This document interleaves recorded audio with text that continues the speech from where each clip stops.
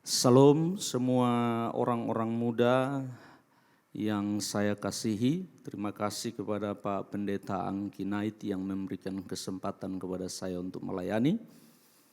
Sebelum kita merenungkan, mendengarkan firman Tuhan, mari kita berdoa. Bicara bagi kami Tuhan, orang-orang muda, apa yang Kau mau, apa yang Kau inginkan, apa yang Engkau rencanakan bagi kami melalui firman-Mu, sehingga kami didewasakan, kami dikuatkan, kami disegarkan, kami dipulihkan. Di dalam nama Tuhan Yesus Kristus kami berdoa. Haleluya, amin. Teman-teman semua, mari kita buka Alkitab kita Amsal 25 ayat yang ke-16. Amsal 25 ayat 16. Kita akan baca bersama-sama. Kalau teman-teman semua mempunyai Alkitab bisa membaca bersama saya. Amsal 25 16. Kalau engkau mendapat madu, makanlah secukupnya, jangan sampai engkau terlalu kenyang dengan itu lalu memuntahkannya. Kalau engkau mendapat madu, makanlah secukupnya, jangan sampai engkau terlalu kenyang dengan itu lalu memuntahkannya. Tema atau judul yang saya beri bagi perenungan saat ini adalah batasan. Di dalam Alkitab, madu adalah sesuatu yang sering dibicarakan, sering dikumandangkan di dalam Alkitab. Waktu Allah ingin membawa bangsa Israel keluar dari tanah Mesir, Allah berbicara kepada Musa bahwa Dia akan membawa pulang bangsa itu ke suatu negeri yang penuh dengan susu dan madu. Madu di dalam Alkitab sedang bicara berkat Tuhan, sedang bicara pemulihan keadaan. Madu di dalam Alkitab sedang bicara janji Tuhan. Mazmur 81 bilang begini, dengan gandum terbaik dan dengan madu aku akan mengenyangkan umatku. Madu selalu bicara sesuatu yang baik. Madu selalu berbicara tentang berkat, kesenangan, sedang bicara sesuatu yang menyegarkan. Di dalam 1 Samuel pasal 14 ayat yang ke-24 dan seterusnya diceritakan Saul dan Yonatan dan para pasukan Israel pulang dari peperangan. Dan waktu mereka pulang dari peperangan, Alkitab berkata bahwa pasukan itu sudah sangat lelah. Mereka sudah sangat capek karena dari peperangan. Di tengah perjalanan Yonatan melihat ada madu. Dan Alkitab berkata dia ambil madu itu, dia makan. Dan waktu dia makan madu itu teranglah matanya. Madu memberikan kepada dia energi. Madu memberikan kepada dia kesegaran. Madu memberikan kepada dia sumber tenaga.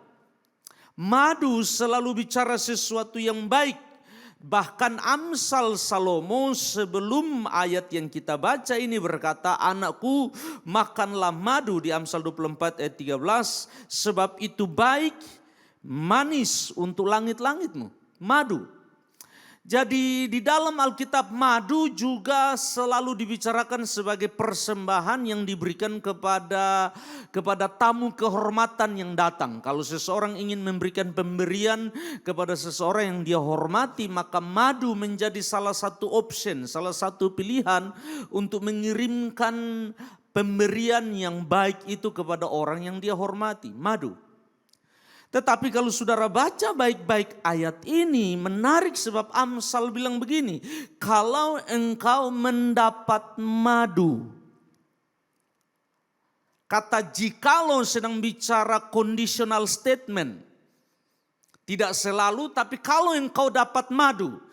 Engkau bisa mendapatnya karena Tuhan membuka pintu, engkau bisa mendapatnya karena usaha, engkau bisa mendapatnya karena berkat Tuhan, apapun itu. Amsal tidak tertarik kepada bagaimana engkau mendapatkan madu itu pada konteks ini. Tetapi Amsal Salomo sedang bicara kalau engkau mendapat madu, engkau menerima sesuatu yang baik. Engkau menerima sesuatu yang menggairahkan. Engkau menerima sesuatu yang memberkati. Itu bisa pekerjaan, itu bisa promosi, itu bisa bisnis, itu bisa hobi, itu bisa pernikahan, rumah tangga, anak-anak yang Tuhan percayakan. Itu bisa masa depan, bagi orang muda itu bisa beasiswa yang kau terima. Itu bisa kesempatan belajar, itu bisa pekerjaan yang kau terima.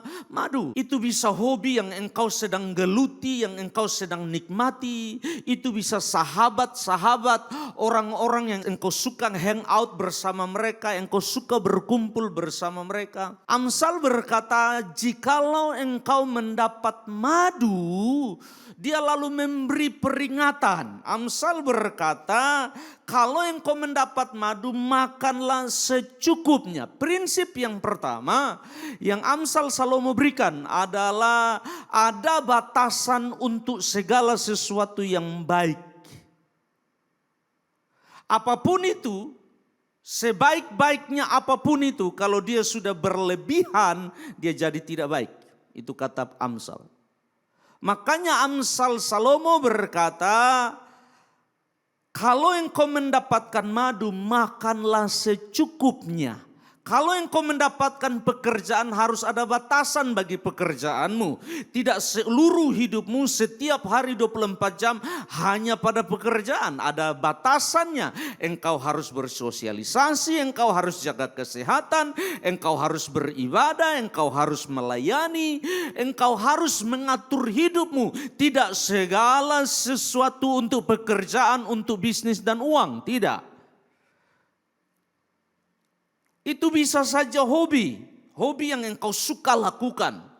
Well, hobi tidak dosa, tetapi kalau hobi sudah mengambil alih seluruh waktu, seluruh hidupmu, dan mulai mengarahkan energimu kepada hobi, maka itu akan melumpuhkan hal-hal lain di hidupmu. Engkau lupa beribadah, lupa berdoa, lupa melakukan hal-hal sosial, engkau sudah tidak lagi punya waktu bagi orang lain, sebab yang engkau utamakan adalah hobi. Sesuatu yang baik, tapi Amsal Salomo berkata harus ada batasannya. Bagi orang muda, game. Hati-hati dengan game.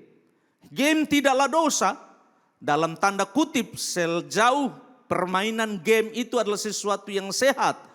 Tetapi kalau game yang saudara lakukan dari malam ketemu pagi, lalu tubuh saudara rusak karena saudara tidak beristirahat, engkau tidak bisa lagi membagi waktu dengan orang lain. Hidupmu dicengkeram oleh filosofi dan sesuatu yang ada di balik game itu. Amsal berkata, hati-hati, jaga baik-baik, berikan batasan.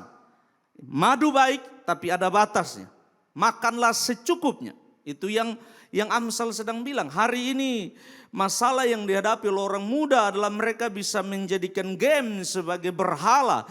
Duduk main game dari malam sampai pagi, di mana saja ada orang di sekeliling mereka. Begitu mereka duduk ambil handphone langsung main game. Lalu engkau tidak terkonek dengan orang di sekelilingmu. Bahkan dalam ibadah ada orang main game. Sudah tidak ada batas di sana. Persahabatan harus ada batasnya. Persahabatan itu baik. Saudara-saudara dan teman-teman, persahabatan itu baik. Siapa yang tidak butuh sahabat? Siapa yang tidak butuh teman? Tetapi persahabatan sebaik apapun dia, komunitas, geng saudara, tempat hangout, kumpul-kumpul, harus ada batasannya. Sebab dalam ayat 17 dari Amsal 25, kalau saudara lihat ayat 17 dari Amsal 25, dia bilang begini, Amsal bilang begini, jangan kerap kali datang ke rumah sesamamu, supaya jangan ia bosan lalu membencimu. Bahkan mengunjungi sahabat, bahkan berkumpul dengan sahabat, ada batasnya. Jangan engkau kumpul dengan sahabat, kumpul dengan teman, menjadikan itu pelarian, lalu engkau membuang, engkau mengabaikan komitmen-komitmen yang engkau bangun. Entah itu rumah tangga, entah itu pekerjaan, entah itu pelayanan, entah itu komitmen-komitmen personal yang engkau bangun dengan seseorang. Berantakan hanya karena atas nama persahabatan. Lalu engkau mulai menipu, engkau mulai melakukan dosa demi persahabatan. Engkau mulai melakukan hal-hal yang sebenarnya menjurus kepada dosa demi persahabatan. Nah, berhati-hati di situ. Engkau harus, Amsal Salomo bilang, kalau engkau dapat madu, makan secukupnya, beri batas, tarik garis batas. Kalau pergaulan itu ternyata sudah menarik engkau ke dalam dosa. Alkitab bilang pergaulan yang buruk merusak kebiasaan yang baik. Engkau seseorang yang suka berdoa sebelumnya, tapi karena bergaul engkau tidak lagi berdoa, engkau tidak lagi melayani, engkau tidak lagi bekerja, engkau tidak lagi produktif, tidak ada semangat untuk berkarir, mencari pekerjaan, tidak ada semangat untuk mengejar mimpi dan cita-citamu dan studimu. Engkau menghabiskan waktumu pada hobi, pada kumpul-kumpul, pada persahabatan, pada game, dan lama-lama waktu engkau sadar waktu sudah habis, engkau tertinggal sendirian, menyesal, lumpuh tanda kutip, karena waktu sudah tidak ada, skillmu sudah tumpul, karena engkau habiskan hidupmu kepada sesuatu secara berlebihan. Itu yang Amsal Salomo sedang bilang. Ada batasan untuk segala sesuatu, sedang bicara pengendalian diri. Engkau mengendalikan dirimu, engkau yang mengatur, ini enough, ini cukup. Engkau yang menarik garis batas. Justru dalam proses itu Amsal Salomo berkata, sebenarnya engkau sedang menjadi dewasa. Engkau mulai melihat, ini too much, ini terlalu banyak di hidup saya, ini terlalu berlebihan di hidup saya. Yang kedua yang Amsal Salomo sedang berikan adalah segala sesuatu yang berlebihan atau over pasti tidak sehat. Lihat, dia bilang ini, jangan sampai engkau terlalu kenyang. Bahkan apapun itu, sebaik apapun itu, kalau terlalu kenyang, terlalu berlebihan, dia berbahaya. Sebab Amsal bilang, dan dengan itu terlalu kenyang lalu engkau memuntahkannya. Sesuatu yang sebenarnya sumber energi, sesuatu yang sebenarnya menyehatkan, sesuatu yang sebenarnya menyegarkan, lalu mendatangkan penyakit. Kenapa? Sebab tidak ada batasan. Prinsip yang kedua yang Amsal Salomo sedang bilang bahwa segala sesuatu yang berlebihan pasti tidak sehat. Berhati-hati teman-teman, apapun itu, lihat dampaknya. Kalau sesuatu yang kau berikan di hidupmu, waktu, tenaga, perhatian, memberi dampak negatif kepada hidupmu, maka itu sudah berlebihan. Kalau dia memberi dampak negatif kepada hubunganmu dengan Tuhan, dia memberi dampak negatif kepada orang-orang yang dekat di sekelilingmu, keluarga, kakak adik, orang tua, kepada gereja, rumah kedua, rumah rohani di mana engkau bertumbuh, maka itu sudah berlebihan, itu sudah over, itu sudah tidak sehat. Lihat kepada hasilnya waktu engkau memberi terlalu banyak waktu kepada sesuatu. Entah itu apapun itu, kalau dia terlalu banyak, terlalu over, dan Amsal memberikan gambarannya muntah. Engkau akhirnya muntah keluar, akhirnya sesuatu yang menyegarkan menjadi memuakkan, menjadi sesuatu yang membosankan, menjadi sesuatu yang mendatangkan penyakit bagi engkau. Berhati-hati. Yang ketiga, prinsip yang ketiga, Amsal sedang bilang bahwa orang yang dewasa tahu menentukan prioritas. Kalau engkau dewasa, engkau mampu mengatur dan memanage, mengelola 24 jam sehari, 7 hari seminggu, 30 hari sebulan, 365 hari dalam setahun. Engkau bagi, engkau berikan porsi yang tepat dalam menit, dalam jam, dalam waktu di hidupmu sesuai prioritas. Yang pasti Tuhan harus yang utama. Yang kedua, sesama di sekelilingmu, pelayanan, orang-orang di sekelilingmu, masa depanmu, cita-citamu, itu hal-hal yang harus engkau kejar dan engkau prioritaskan. Tidak berarti kita tidak perlu yang lain, tetapi ada batasan bagi segala sesuatu. Saya akan tutup dengan ayat ini, 1 Korintus 10 ayat 23. 1 Korintus 10 ayat 23. Segala sesuatu diperbolehkan benar, tetapi bukan segala sesuatu berguna. Segala sesuatu diperbolehkan benar, tapi bukan segala sesuatu membangun. Paulus bilang, ukur segala sesuatu dari berguna dan membangun atau tidak. Kalau dia berguna tapi tidak membangun, maka engkau harus pikir ulang. Dia membangun tapi dia tidak berguna, engkau harus pikir kembali. Paulus sedang bilang bahwa segala sesuatu yang engkau kerjakan selama itu tidak dosa, selama itu tidak melawan Allah, selama itu tidak melanggar norma-norma moral, selama itu tidak melanggar etika dan tatanan yang ada yang kita percayai, kita sepakati bersama antara kita dengan Tuhan dan lingkungan sosial di mana kita berada, maka Paulus berkata segala sesuatu diperbolehkan, benar, segala sesuatu di sini tidak termasuk dosa. Tetapi bukan segala sesuatu berguna. Belum tentu yang benar itu berguna. Segala sesuatu diperbolehkan, Paulus bilang benar, segala sesuatu diperbolehkan.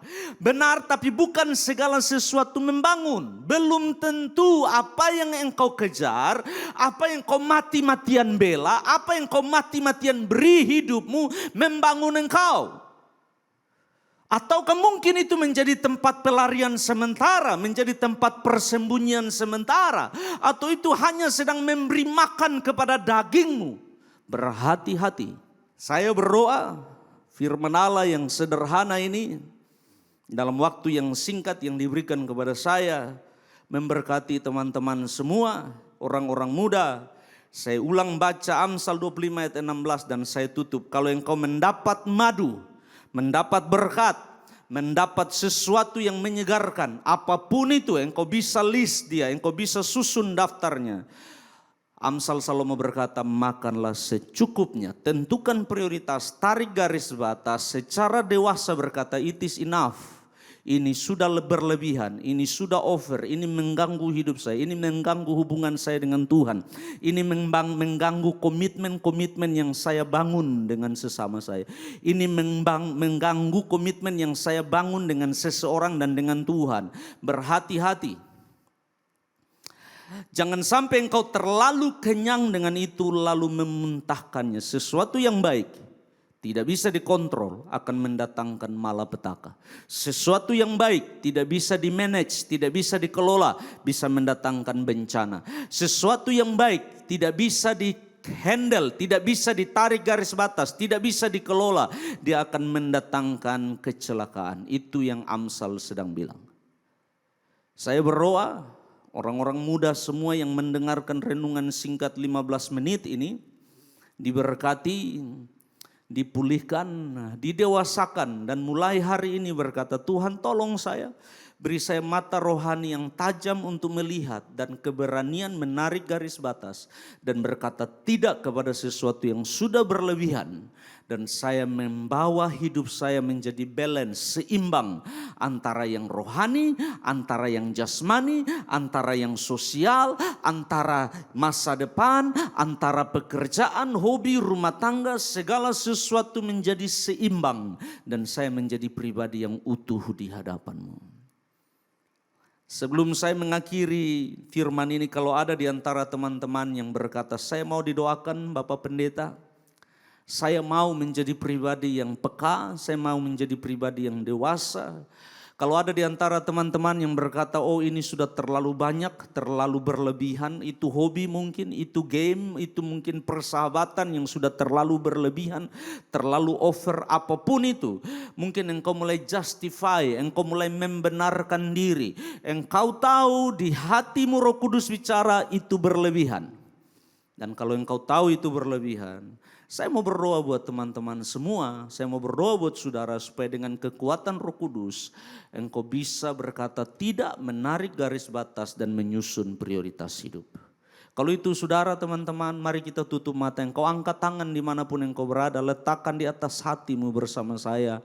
Kalau itu engkau, kalau engkau ada di lingkungan, ada di kamar, ada di tempat yang private, engkau sendirian, engkau bisa angkat tangan kepada Tuhan dan saya mau mendoakan teman-teman semua. Mari kita berdoa.